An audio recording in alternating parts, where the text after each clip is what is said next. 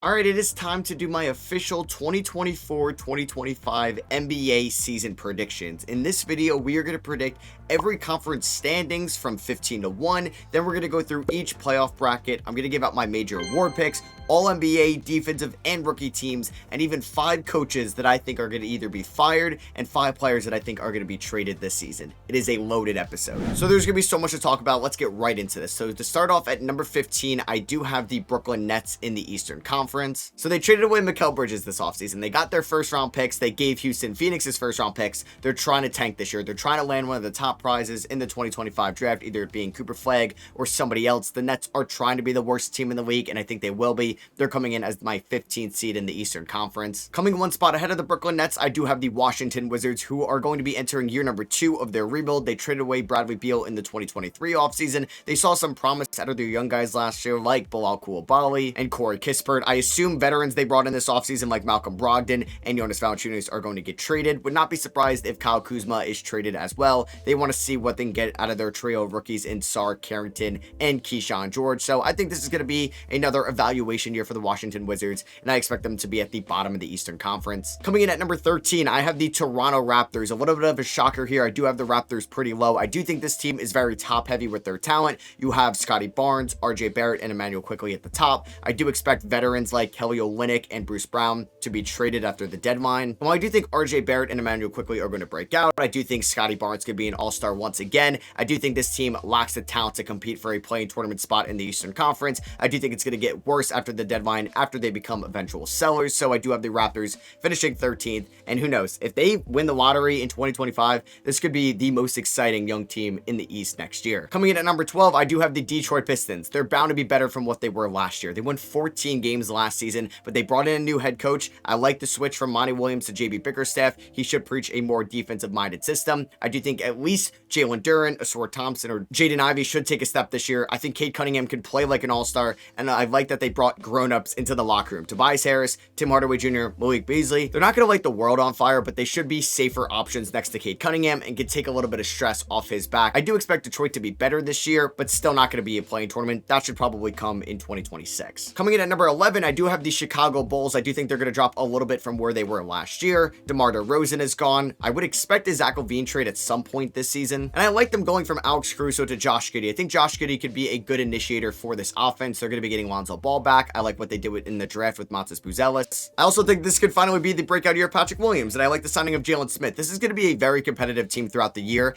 I don't think they should want to finish this high in the Eastern Conference. They should want to bottom out to get a good draft pick, but I do think this is going to be a fringe play-in tournament team. So to kick off the play-in tournament at number 10, I think they're going to have a very good year as long as their best player stays healthy, and that is going to be the Charlotte Hornets. Man, this Hornets team is going to be super fun. You have 2 elite young options at the top offensively in LaMelo Ball and rookie breakout player last year in Brandon Miller. I do think they're going to get plus production out of Mark Williams and Miles Bridges and Josh Green in that starting lineup. I'm very excited to see Trey Mann as a 6-man. I think he could be a sneaky 6-man of the year winner as well, and then you have a good backup center, Nick Richards, in case Mark Williams gets hurt. I like the new head coach hire in Charles Lee, and in rookies like T.Jon Salon or KJ Simpson, and even a year 2 improvement from Nick Smith Jr. This team has a ton of potential, but if it's the same result of LaMelo cannot finish the year healthy, I don't think they make the play-in tournament. But if we do get a healthy LaMelo, I think they'll be in the play-in. Coming in at number 9, I do have the Atlanta Hawks in the Eastern Conference. I think this is pretty expected. The Hawks are too good to not be out of the play-in tournament, but they're too bad to really compete for a top 6 spot. I think this team is actually going to be better than what they were last year, even though they traded away DeJounte Murray this offseason.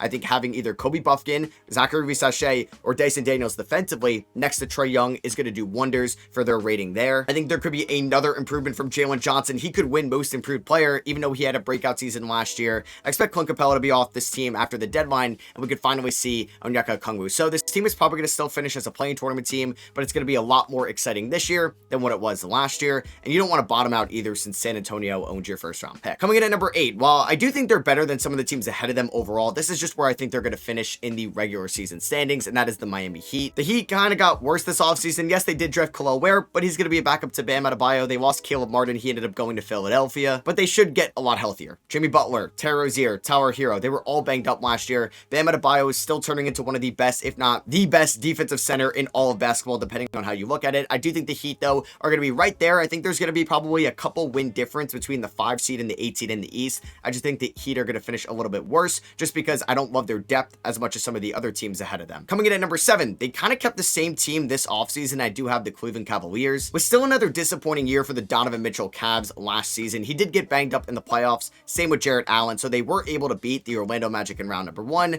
but they lost to the Celtics in round number 2. I think they were a very popular team to blow it up. People thought they could trade Evan Mobley or Jarrett Allen or Darius Garland or even Donovan Mitchell. They traded none of those guys. They brought the same team back. They went from JB Bickerstaff to Kenny Atkinson, which I think is an upgrade. I love them getting Jalen Tyson in the first round in this draft. I hate their big man depth. Should not be Tristan Thompson, but this is still a very talented team. And if they can get Evan Mobley and Darius Garland from 2 years ago with what they got from Donovan Mitchell and Jarrett Allen last year, this could be a sneaky top 3 seed in the East. I just think this part of the East is so competitive. Coming in at number 6, I do have the Orlando Magic, who were a 5 seed last year. They added KCP in this offseason. They brought back everybody. New extensions for Franz Wagner, Wendell Carter Jr., Mo Wagner, Goga Badatse, Gary Harris, everybody's back. They drafted Tristan da Silva. You should see another year of progression from Jalen Suggs as a role player for Franz and Paolo Banchero, and a bigger step for Paolo Banchero, who's probably going to be an all-star this year, I think. So this Magic team could finish as the 1 seed in the East if they stay healthy. But like I said with Cleveland and Miami, this is a very competitive part of the East, and I just think they're going to finish a little bit worse than what they were last year seeding-wise. Coming in at number 5, this team just wants to stay healthy going into the playoffs. They don't care where they finish 1 through 6, and that is going to be the Philadelphia 76ers, who made the biggest move this offseason, absorbing Paul George with a max contract space, not having to give up a single asset for him. I also thought they did a great job filling out this roster with not much cap, bringing back guys like Kyle Lowry and Kelly Oubre, bringing in Andre Drummond, Eric Gordon, Caleb Martin, and Jared McCain. This is actually a very deep Sixers roster, and it's probably one of the deeper rosters they've had in the Joel Embiid era. Yes, we've never seen them make it to the conference finals, but they do have their best coach, I think, in the Embiid era as well, in Nick Nurse. Like I said, though, this team does not care where they finish in this Eastern Conference standings throughout the regular season. They just need Maxey, Embiid, and Paul George to all be healthy come April, May, and June. Coming in at number 4, one of the deepest teams in the Eastern Conference. They were in the conference finals last year. I have the Indiana Pacers here. I'm really intrigued to see who is going to be a mainstay in this starting lineup and who's going to fall outside of it. I wonder if it's going to be Benedict Mathurin. Is it going to be Andrew Nembhard? Is it going to be Aaron Nesmith? Who's going to fight out for those shooting guard and small forward minutes? Because point guard is locked up in Halliburton, power forward is locked up in Siakam, and center is locked up in Miles Turner. Is Obi Toppin, who they re-signed this offseason, going to block Jarris Walker's development? This team is very deep. Is Ben Shepherd going to be a main rotational guy? I think there's some question marks that we're going to get answered throughout this regular season for Indiana, and I think like Orlando, like Cleveland, they do have the potential of being a top 2 seed in the Eastern Conference as well. This is their floor. Coming in at number 3, I do have the Milwaukee Bucks. Yes, they had a down year last year, but Giannis was hurt in the playoffs. Dame was banged up, and he also had no workout regimen going into last year's season because he didn't want to get hurt before the trade. I like what they did with their minimums this offseason, getting Gary Trent Jr., Taurean Prince. I didn't love their draft. This is an aging roster, so a Giannis injury, a Middleton injury, a Damian Lillard injury can definitely hurt them, but I do believe Giannis is still the second best player in the NBA, and I think he's going to carry them to a top 3 seed. Coming in at number 2, I have the New York Knicks. Now, this team lost a lot of its depth this offseason. They traded away Julius Randle, Dante DiVincenzo. Mitchell Robinson's already banged up. Isaiah Hartenstein went to the Thunder. This team is very reliant on their starting 5. Now, I do think Miles McBride and Campaign could be solid contributors off the bench, but this team cannot withstand many injuries to its starting 5. And OG Anunoby's been hurt in the past. Karl Anthony Towns has been hurt in the past. But if this team can stay healthy, they have arguably the best 1 through 5 in all of the NBA. And I think they're going to be a good regular season team and a good playoff team. I have them as the 2 seed in the East. Now, coming in at number 1, I do have the Boston Celtics, once again from last year to this year. Now, this season could go wrong. Kristaps Porzingis could be injured throughout the whole year. We could see a little bit of age regression from Drew Holiday and now Horford. Maybe the Olympics is going to catch up to Jason Tatum and Derek White. Or they could have a finals hangover, but I don't think so. This team has 2 elite wings in Jason Tatum and Jaylen Brown. They have an elite defensive backcourt. Healthy Kristaps Porzingis or not, I still think they could be the 1 seed in the Eastern Conference, but that could catch up to them if he is hurt come playoff time. But I still think they're favorites to win the Eastern Conference throughout the regular season. Now let's get on to the Western Conference here. This is probably the most talented 15 seed I've ever talked about, and it's going to be the Portland Trailblazers. Now this team could definitely look a little bit different after their trade deadline. They can move on from guys like Robert Williams, DeAndre Ayton, Jeremy Grant, even Anthony Simons, and that could tank their record a little bit. This is still a younger squad in general. You want to see what you can get out of Sharp, who's already banged up. You want to see what you can get out of Scoot Henderson and Donovan Clingan this year, as well as who they picked up this offseason in Denny Avdia. I think this is still going to be another rebuild year for them since they just traded Damian Lillard last offseason, which is going to be fine for them. I'm excited to see if they can add somebody in the top 3 in this draft. Coming in at number 14, I do have the Utah Jazz. They did re-sign Lauri Markkanen. Now, if they traded him away, I probably would have had them as the 15 seed, but this is another rebuilding year for them. You want to see what you can get out of your young core. They added 3 new rookies in this year's draft class. They had 3 rookies from last year's draft class that they need to evaluate. I think Colin Sexton, Walker Kessler, Jordan Clarkson, or John Collins could all get traded this year as well, which could tank their record a little bit. But this is a team that could definitely use some lottery luck next year, because if they could draft Cooper Flagg, we're going to look at the Jazz as a real young contender in the West very soon. Coming in at number 13, I think I'm just a little bit lower on them. I know they have everybody's favorite player right now in Victor Wembanyama, but I have the Spurs coming in at 13. And I love the addition of Chris Paul this offseason. I really like them drafting Stephon Castle at number 4. They added Harrison Barnes. I don't think this team really added enough to catapult them in the Western Conference to get into the play-in tournament. Unless Wemby goes nuclear, Vassell could step up as a legit number 2 option, and Chris Paul could go back to what he was in his Phoenix days, then maybe. But I think there's more likely of a chance that Chris Paul is traded after the deadline, and they just want to see what they can get out of their development of their younger guys. Is Jeremy Sohan the guy next to Wemby, and evaluate that core going forward. So coming in at number 12, it's a crazy fall. This was a team that was always in finals contention over the last 5 years, but no more since they lost their second best player in Paul George. I have the LA Clippers missing out in the play-in tournament, becoming the 12th seed in the West, and they don't even own their first round pick this year. This could be a very scary year for the Clippers. I think if you're a playoff team or a play-in tournament team, you view this year as a success. What you don't want is your pick just jumping up into the top 3 in a loaded 2025 draft class, and that goes to the Thunder. That would just be a disaster for the Clippers this season, and I do think they're one Kawhi Leonard injury away from that happening, and Kawhi Leonard hasn't shown that he's the most durable player in this league. I know people are excited for James Harden this year. I don't think he goes back to Houston James Harden. We are long past that, and this team's depth isn't the greatest in this league. I do like some of their players like Derek Jones Jr., Avicii Zubats, and some of their young players as well, but this West is too loaded, and I don't think they're a play-in team. Coming in at number 11, man, this pains me to say that I don't think they're going to make the play-in tournament. This part of the West is so hard to predict. I have the Golden State Warriors. So I do have Houston ahead of Golden State, and the reason is that is because I don't think Golden State has much depth to withstand a Steph Curry injury. If Steph Curry goes down, I don't think Wiggins steps up as a number 1. I don't think Jonathan Kuminga can step up as a number 1, and that worries me a little bit. I do think they have a lower floor than a team like the Houston Rockets do. Are we going to get a locked-in Draymond? Are we going to get a locked-in aforementioned Andrew Wiggins? Can we see a breakout year, though, from Brandon Podziemski or Jonathan Kuminga or somebody from this Warriors team that could help Curry bring them to a play-in tournament team? That is definitely a possibility. Their ceiling is probably the 6th, 7th, or 8th seed, but I do think they're a little bit closer to the floor of the 11th seed. So I hinted at it. I do have the Houston Rockets as the 10th seed. I think we're finally going to see them in play-in tournament conversations for the first time since the Harden trade, and I'm very excited about this young core this season. Alperen Şengün, Jalen Green, they want to play for these rookie max extensions. I love what I've been seeing out of Amen Thompson and Cam Whitmore throughout Summer League and the preseason. I think Reed Shepard's going to be a contributing rookie, and then you also have veterans like Steven Adams, Dylan Brooks, and Fred VanVleet that could play winning style basketball under a good head coach in Ime Udoka. I am very excited for the Rockets this season. I haven't even talked about a potential year 3 breakout for Jabari Smith Jr., and I do think if there's injuries that happen to the Rockets, they could withstand them a little bit more than to Golden State. Even though I do think it's a deep Golden State team, this part of the West is just so tough to predict. Coming in at number 9, though, a little bit lower on them than everybody else. I think they're going to have a really good offense. I wonder about their defense. It's going to be the LA Lakers. I am very excited to see JJ Redick in his first year as a head coach in this league. I wonder what he could do. Could he carry this team? Could he lead this team to a top 6 spot in the Western Conference? Definitely. But AD was the most healthy he's been in a while last year. LeBron is getting older in age. They didn't really add too much this offseason, and they were the 7th seed last year. While I think teams around them in the Western Conference got better, like the Pelicans and the Kings, who we'll get to in a second, I think the Lakers are probably going to finish around the 9th seed going into the play-in tournament, but I still like their odds if they're going up against some of these other teams ahead of them in the play-in, because they do have LeBron James at the end of the day. Coming in at number 8, one of the more talented teams in the NBA on paper. I just don't think it's going to gel well. I do have the New Orleans Pelicans. I am so excited to watch Zion Williamson this year. I think he could be an All-NBA member for the first time in his career, but then you're also asking yourselves, what's going on with Brandon Ingram? Where's his fit on this team? You have Herb Jones and Trey Murphy. This team has way too many wings right now, and you got to pay either Ingram or Murphy this year as well. So there's a chance that the Pelicans trade Brandon Ingram this year. Their center depth right now is Yid Misi, Daniel Tice, and Jeremiah Robinson Earl. That's not great. But like I said, I'm very excited about Zion Williamson. Herb Jones broke out as to be one of the best defenders in the league last year. And CJ McCollum and DeJounte Murray is a plus offensive backcourt as well. I think this team has its talent, but I don't think it's going to be good enough to be a top 6 seed in the West. So coming in at number 7, I have the Sacramento Kings. Now, this is my sleeper team in the West. I would not be surprised if they were a top 2 seed. I would not be surprised if they were in the Western Conference Finals.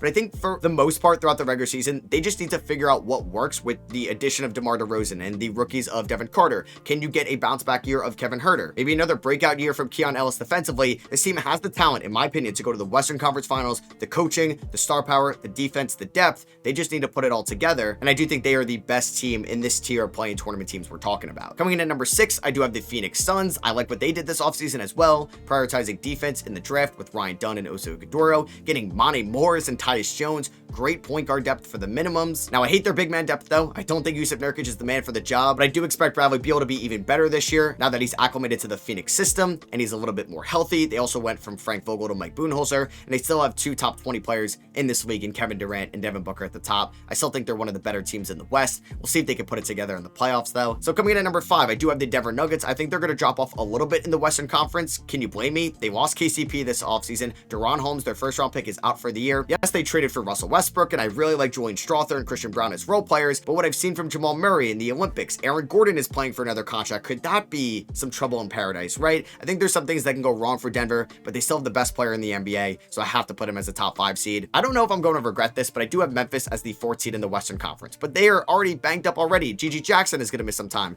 Vince Williams may miss some time. Triple J may miss some time. Ja Morant got a minor injury in his first preseason game. What's with this injury luck with Memphis? But if everybody's healthy, I'm so excited to watch a pick and roll game of Zach Edey and Ja Morant. Triple J could go back to winning a Defensive Player of the Year like he did just a season ago. Desmond Bane is one of the better 3-point shooters in this league. Marcus Smart is a great veteran around these guys. I like their bench, and I love their head coach in Taylor Jenkins. They just need to stay healthy. Coming in at number 3, I do have the Dallas Mavericks. Now, I feel like Luka is maybe due for an injury every year. It's what we've seen, but this team got better this offseason, and they were in the NBA Finals last year. Love the addition of Quentin Grimes. Love the addition of Najee Marshall as well. Love the addition of Klay Thompson as a complimentary shooter to Kyrie and Luka Doncic. And I think Derek Lively's going to take a step this year. And he's not even your best big man right now. That's Daniel Gafford. Another year of chemistry with Gafford and PJ Washington with Luka Doncic and Kyrie is going to be great for this team. I think they're going to be in conversations for the 1 seed, the 2 seed, and the 3 seed all year long. Now, coming in at the 2 seed, I have the Minnesota Timberwolves. I like Minnesota a little bit more before the Karl-Anthony Towns trade, but they added depth to the squad, which is great. You have Anthony Edwards, one of the most exciting young players in this league. Julius Randle is going to be playing very competitively to get that next contract. Same with Rudy Gobert, who just won another DPOY last year. You have the 6th man of the year from last year as well, Naz Reid, coming off the bench, one of the best perimeter defenders in Jaden McDaniels. Dante DiVincenzo is an elite shooter as well. I think Mike Conley and Rob Dillingham could be a serviceable point guard duo this year as well. I love Chris Finch as the head coach. I think Minnesota is still going to be one of the better teams in the West. But this is an easy number 1. I do have Oklahoma City Thunder. I think they're going to finish with the best record in the regular season.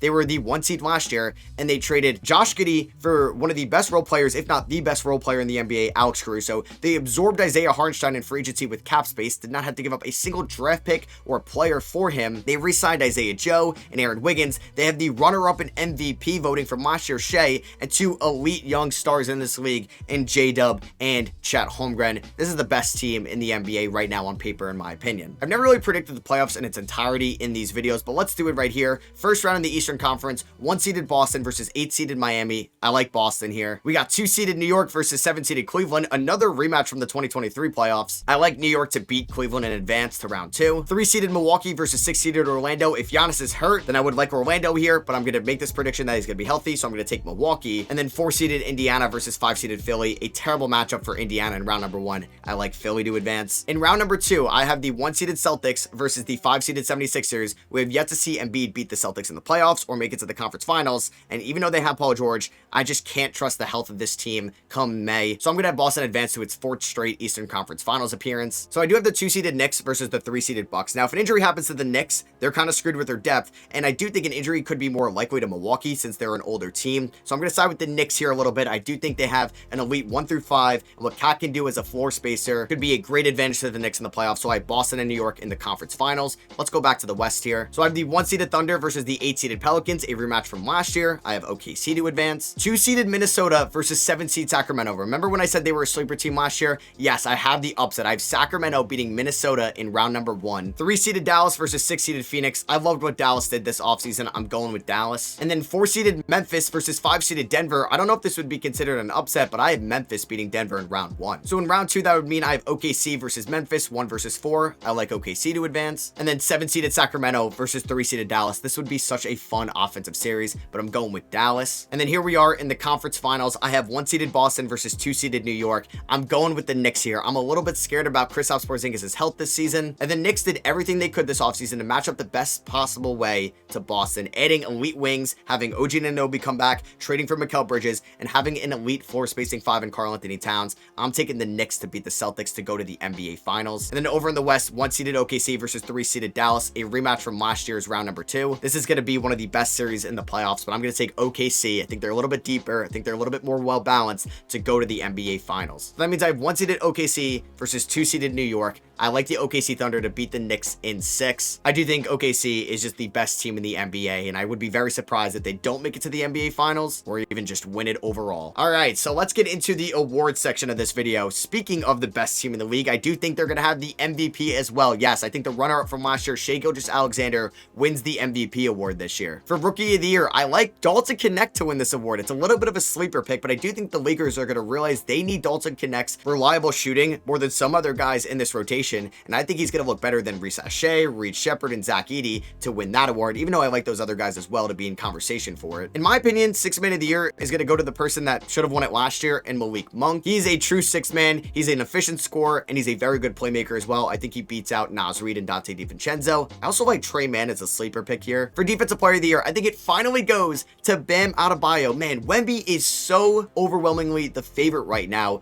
but Bam has had multiple straight top 5 finishes, and I think he gets it done this season. Most Improved Player, I like a ton of guys here. I like Evan Mobley and Darius Garland a ton in Cleveland, but I'm going to go with Emmanuel Quickly in Toronto. I think he could legitimately average 20 and 10 this year for the Raptors and be an elite 3-point shooter. He's also still an underrated defender in this league. Clutch Player of the Year, though, I'm also going with Shai Gilgeous-Alexander. I think this is going to be the year of the Thunder. And for Coach of the Year, I'm going to go with Joe Mazzulla. Even with the injury to Kristaps Porzingis, I still think they're going to be the 1 seed throughout the regular season. That's going to earn him these honors. And Mark Daigneault won it last year, so I don't think he's going to win it 2 years in a row. And Executive of the Year, I think it's going to go to Sam Presti if the OKC Thunder make it to the NBA Finals. But if somehow Philly makes it to the conference finals for the first time in the Embiid era, I think it's going to go to Daryl Morey. But hey, if the Knicks go to the finals as well, it could go to Leon Rose. So let's go to All-NBA First Team. I think this is pretty easy to figure out. I think it's going to be what it was last year. If Joel Embiid stayed healthy, it's going to be Nikola Jokic, Joel Embiid, Shai Gilgeous-Alexander, my MVP pick, Luka Doncic, and Giannis Antetokounmpo. In my opinion, those are the 5 best players in the NBA right now. My All-NBA Second Team is going to be Jalen Brunson of the New York Knicks, Anthony Edwards of the Minnesota Timberwolves, Jason Tatum of the Boston Celtics, Kevin Durant of the Phoenix Suns, and Anthony Davis of the LA Lakers, as long as he can stay healthy. And All-NBA Third Team, I have Devin Booker of the Phoenix Suns, Zion Williamson of the New Orleans Pelicans, Steph Curry of the Warriors, Donovan Mitchell, and Victor Wembanyama making All-NBA Third Team. So there's going to be a ton of honorable mentions. I think Tyrese Maxey should get some love, Tyrese Halliburton, John Morant, and Domantas Sabonis. My All-Defensive First Team is going to be Victor Wembanyama, Bam Adebayo, Rudy Gobert, OG Anunoby, if he can stay healthy, and Anthony Davis as well, as long as he can stay healthy out there. In my All-Defensive Second Team, I have Alex Caruso, Derek White, Herb Jones, Chet Holmgren, and Keon Ellis. This is going to be a big breakout year for him in Sacramento. My all-rookie first team is going to be Dalton Knecht, who I have winning Rookie of the Year, and those runner-ups as well, like Reed Shepherd, Zachary Reese-Shea, Zach Edey, and joining those guys, I have Stephon Castle in San Antonio. And all-rookie second team, I have Alex Sarr of the Washington Wizards, Ron Holland in Detroit, Bob Carrington also with the Wizards, Cody Williams in Utah, and Terrence Shannon Jr. in Minnesota. Now, picking 5 coaches that are going to be fired is very tough just because there was a lot of new coaches last summer. So number 1, I do have Chauncey Billups of the Portland Trailblazers. I think if they're one of the worst teams in the West, they're going to go in a different direction.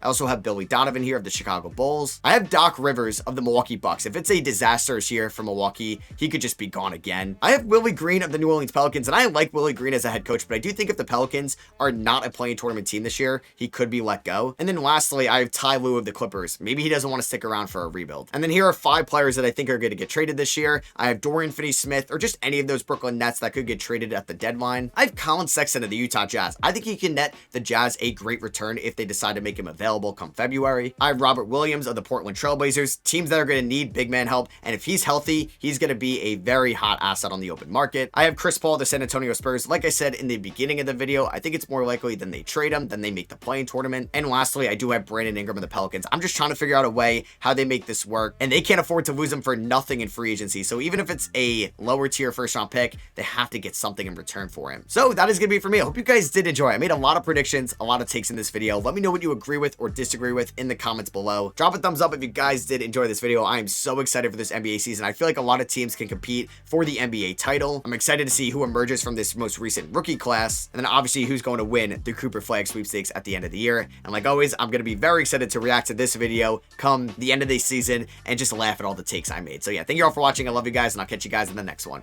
Peace.